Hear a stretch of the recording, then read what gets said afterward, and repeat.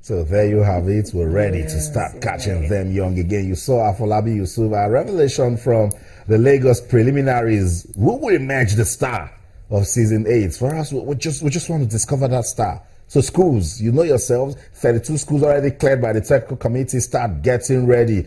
When we do the draw on the 12th, that's our next week Tuesday. When we do the draw, then we're all waiting for a showtime. So we're ready for season 8 of the Channels National Kids Cup. Before we get into the show, let's bring you into all of what I'll be doing on the program today. Already gone by the Okpekpe Road Race 4th edition. We've discussed about it. We've taken you to Urgers to give you information as regards the IWTF Africa Junior Table Championship. We've also told you about season 8 of the Channels National Kids Cup. But what do you want to talk about? It's an action-packed sort of sport on Twitter. We're Channels_sports, and on Facebook we're Channels-sports. Send us an email if you want to. Yes, you can. It's sports this morning at channelstv.com. I know football fans have a lot to talk about. There is a CAF Champions League game is involved. There is the African Women's Cup of Nations qualifying game, the Super Falcons. They are also involved. Football fans won't stop talking about the FIFA ranking. Nigeria has dropped to 67th in the world. Talk to us about that one also. All our top stories can be viewed on our website. Also, it's channelstv.com and on YouTube/Channels Web. If you're on the go, you can download the Channels TV app for your iPad, iPhone, BlackBerry, your iOS, Windows phones, and even your Android phones. m.channelstv.com. Download the app and you will take this action-packed, ever busy, morning spinning, exciting, engaging world of sports in your hands. With us, it's just going to be fun. We will talk about, yes, the Super Falcons. And Cecilia, I'll take it from there because I'm optimistic they can beat Senegal. But everyone is saying it. Yeah, it's the Super Falcons, and the team spirit in camp is good. We've seen pictures before they left the country. They just need to go out there and know that if they win the first leg, second leg will be mere formality. Yeah, definitely. That's the expectations coming from most Nigerians. Even the former coach, Edwin Okon, says, well, Senegal, they are no match for the Super Falcons when it comes to female football. But right now, all eyes are definitely on the Super Falcons to actually make this one right. When I mean right, from what happened with the Super Eagles in Egypt. So they just have to make this right, starting from the first leg today at 6 p.m. And of course, the Super Falcons will be ready to fly. We'll be speaking with the media officer. She's right there with them in Senegal, Remy Kisu. She will be talking to us on the program. Just tell us how ready the players are, how prepared they are, what are they really doing right now. I mean, the mood and the spirits in camp, these are some of the things she will be telling us about. And of course, if the pressure is really on them, since the Super Eagles have failed to make the 2017 Afcon Championship. Good morning, Kisu. Yeah, good morning. Yeah, good to have you. Yeah, good morning, Austin. Yeah, good morning, Kisu. Good to be here too. Okay, now. Yeah, good morning, Austin. Now, Kisu, I mean, the players, how ready are they for this crucial game?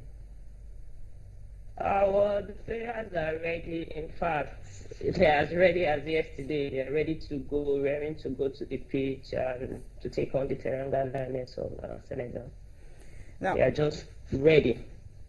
Do we have any injury worries? What the coaches are telling them? Because we have consulting with coaches over there. Any injury worries or any other thing you need to tell us about the girls this No, morning? there's no injury worries. There's no injury worries. All the players are in top shape. They are okay, fit. There's no injury worries. And the coaches are motivating them with talks and, letting them know you have to do this for your nation and for yourself as well. Are they feeling any pressure right now? I spoke with a couple of the players and they were like, no, there's no pressure on them, that they're ready to do Nigeria proud, at least to put smile back on the faces of Nigerians because the Super Falcons were able to qualify for the 2017 Afcon. Okay, the big one is going to be this evening, and of course you said the girls are ready. And tell us, their preparations. Some players didn't come early to camp and all that. Do we have any reason why some actually came in late and some were actually dropped? Because 18 players that we saw, we actually expected some players to be in that squad. Based on the coaches, what they noticed in training when the players came, that is what they based their decision on. It's a technical thing. I can't really say, why certain players are dropped and all that. But what the coach said is based on their performance in training. And like Omagbeni said before we left Nigeria for Dakar, she said we are going to Dakar for a win, not even for a draw or anything. It's just for a win. So she believes with the 18 players she's there with in Dakar that they are the one that is going to deliver. The result that is required.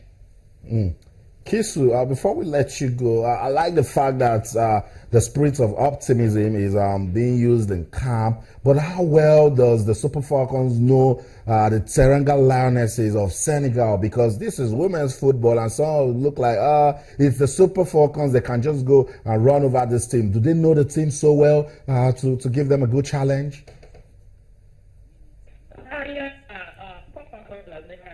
The Senegal Lionesses of Senegal before. But before getting here, the coaches have watched some of their match clips with the players. So I think the players and the coaches, they know what to be expected. So they won't be caught unaware about their type of play and see it from what they've seen on the video clip watched that they know the Senegal Lionesses of Senegal a bit. Okay, Kisu, well, thank you so much for taking our time to talk to us this morning. And hopefully, well, after 6 p.m. today, all of us get to smile with a resounding result. That's what we're waiting for. Thank you. Okay, yeah, well, Super Falcons are ready. And of course, the pressure is now on them to actually do Nigerians proud. They will just go there and enjoy the game and get a victory. Well, for me, the Super Falcons, I know you won't agree, but they've not given me that sort of champions mentality that I expected, particularly when they failed to qualify for the Olympics. But I think they have the quality. They can bounce back. It's just, as a matter of fact, the new tech crew, led by a well-tested footballer herself, assistants also well-tested to, psych up the psychology of these girls and say, look, this is Nigeria. This is the Super Falcons. Just go out there, play your game, have some fun. But most importantly, have in mind that you need to win back the fans that respect the Super Falcons. Again, if they start winning, Cecilia, the Nigerian Football Federation should not just lean back and say, the Super Falcons are going to win. We need to keep empowering the team. Welfare should be all right. There's have talks of maybe jerseys got to camp play it.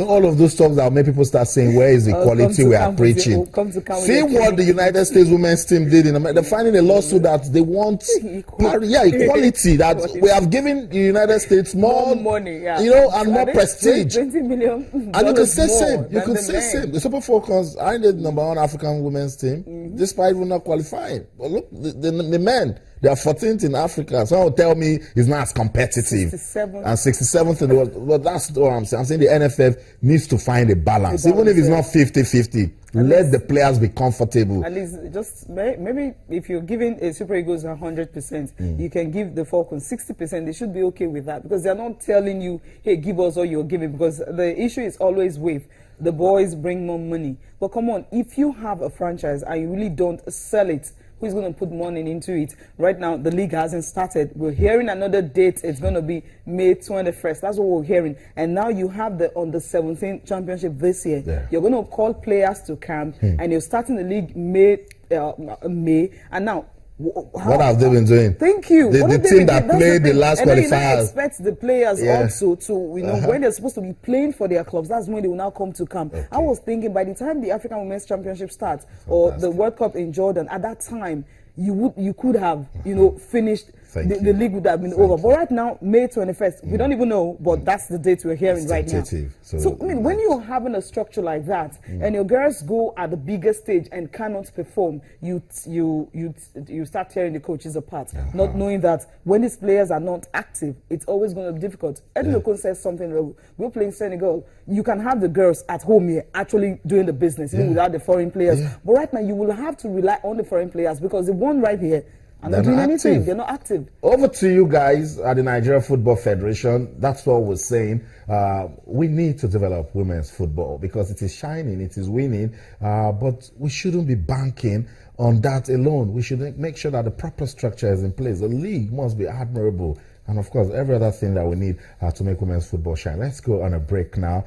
Remember, we're still talking about the Nigeria Professional Football League and all of the good things we have seen this season. Ikorodu United, what a story. Newly promoted side, but they are struggling to adapt into top flight football. They traveled to Shooting Stars for match day 10, and then they went down by 2-0. We will talk about that one later on the program, but we're expecting reactions from Coach Sam Okodu. He didn't replace, he was brought in so he can turn things around, but they're not getting the result. Shooting Stars are being led by Kadri Kana, well-tested coach in league football. Let's go on a break. When we come back, we'll talk some more sports this morning on Channels TV. Stay with us.